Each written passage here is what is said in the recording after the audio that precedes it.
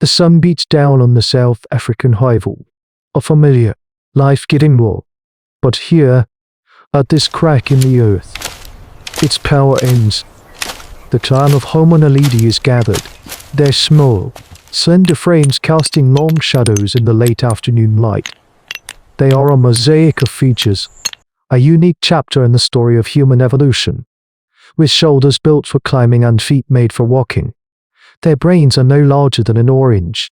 Yet their behavior speaks of something far more complex. There is no waiting, no overt display of grief. There is only a deep, resonant silence as they look at the figure wrapped in a dry antelope hide, and at the one chosen to make the journey.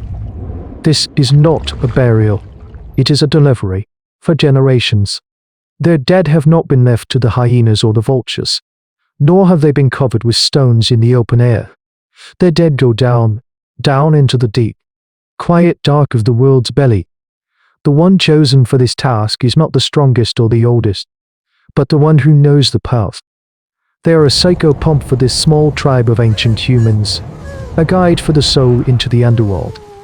The act itself, this careful and arduous placement of the dead, is a puzzle that will one day confound the science of archaeology. It is a pattern of behavior, a ritual of deliberate deposition that hints at a mind wrestling with the profound mysteries of life and death. The chosen one, we will never know their name, takes the offered torch, its head a ball of dried moss and animal fat, its sputters to life, a small, defiant star against the coming black. They hoist the bundled corpse onto their back. The weight is awkward, a dead weight in the most literal sense. It shifts, limbs settling with a soft, final thud. The individual stands at the precipice, the entrance to the rising star cave system. They take a last breath of warm, open air, a last look at the familiar faces of their kin, etched with a shared, solemn understanding. Then they turn and step over the threshold. The world vanishes. Light, sound, wind, warmth, all are stripped away in an instant. There is only the tunnel, the bobbing, insufficient glow of the torch, and the sound of their own breath. Suddenly loud and dragged in the profound stillness, the passage immediately constricts, forcing them to a crouch. The rock is cold and damp, scraping against their knuckles, their shoulders. The bundled body on their back catches on a jagged outcrop. They have to stop, twist, and pull, their muscles straining. The air grows thick, heavy, tasting of stone and ancient dust. The journey is only a few feet old, but already the world above feels like a distant memory, a story from another life. Ahead, the torchlight reveals not a path, but a chute, a vertical drop into absolute, uncomposite darkness. The real descent is about to begin. The chute is a throat of stone, swallowing them whole. There is no climbing down with the body on one's back. There is only a controlled fall. The individual braces the corpse against the opening and lets it slide, the hide scraping on catching. A terrible, final sound in the deep silence. It vanishes. For a heart-stopping moment, there is only the echo of its passage. Then, with soft, distant thud, now it is their turn. Gripping the slick, cold rock, they begin the descent. This is a journey of memory, a map etched not on a wall, but into muscle and mind. Every handhold, every foothold is known. This is a specialized form of survival skills, honed over generations for this one singular purpose in the long epic of hominid history. At the bottom, they retrieve the body and light the torch, which was tucked securely into a waistband. The flame is weaker here, hungrier for air. The real test begins. The passage ahead narrows to a fissure no wider than their torso. They cannot carry the body. They must push it, inch by agonizing inch.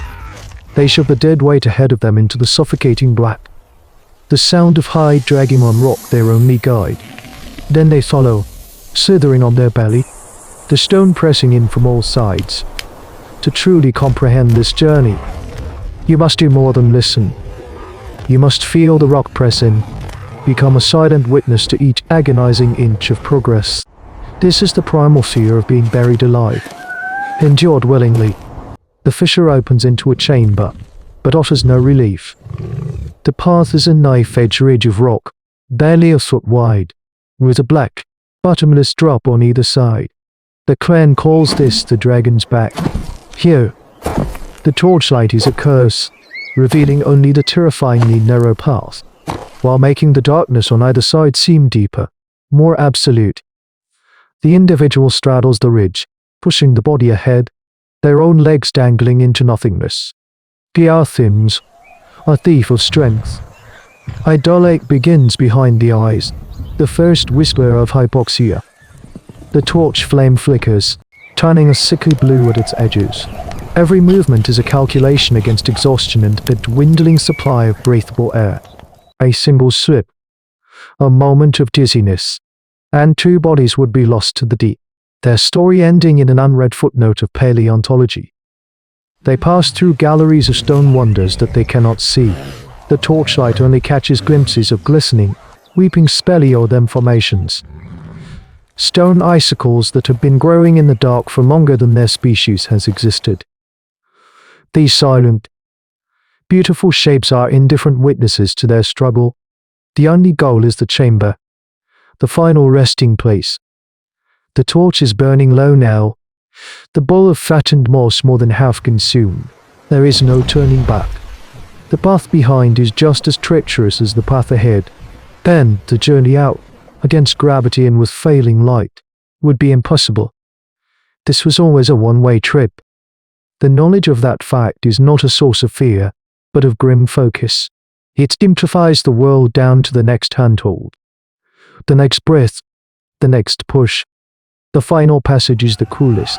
It is a vertical squeeze, a crack in the rock that forces the individual to exhale completely to pass.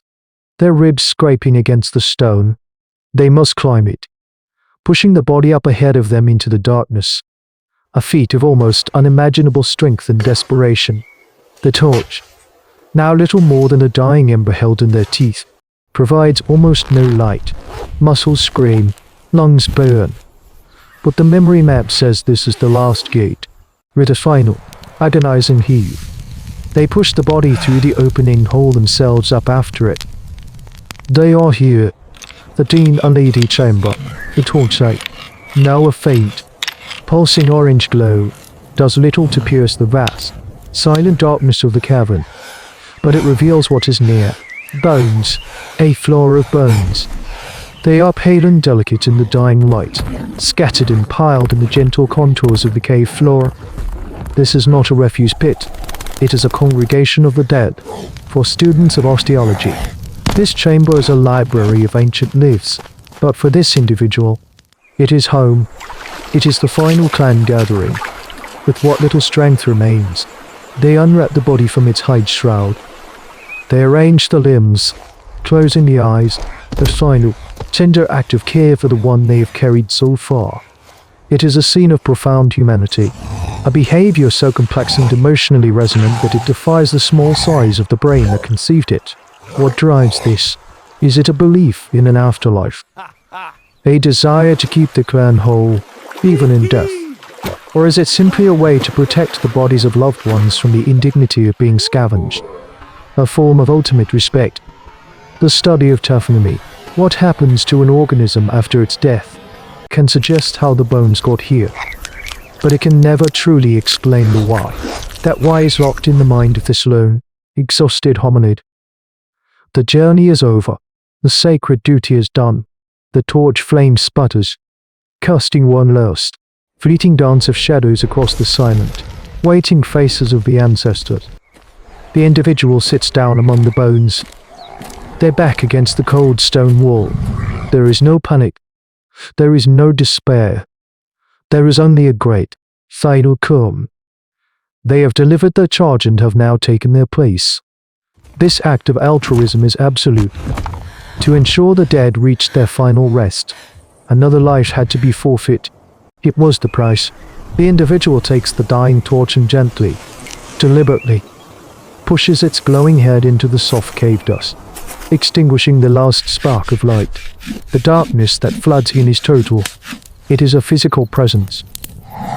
A silence that is not empty, but full of ancestors, full of peace, full of the end of a story that began in the sun and now concludes in the heart of the world. This journey into the black is one of the most profound and perplexing stories in the entire chronicle of human ancestors. It is a narrative written in bone and stone, a mystery that challenges the very definition of complex human behavior. What we see in the Rising Star Cave is not just a collection of fossils. It is the ghost of a ritual, the echo of a belief system so powerful it demanded the ultimate sacrifice.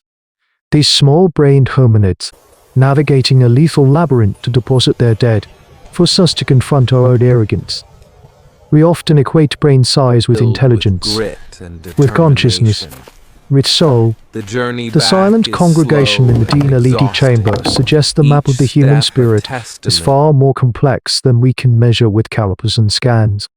They remind us that before we built cathedrals, before we wrote philosophies, our kind looked into the terrifying darkness of death and chose not to turn away, but to walk into it, carrying our loved ones, guided by the dim, flickering torchlight of a sacred duty.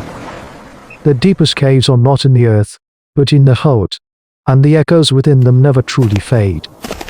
But what if the bones were not brought? What fled?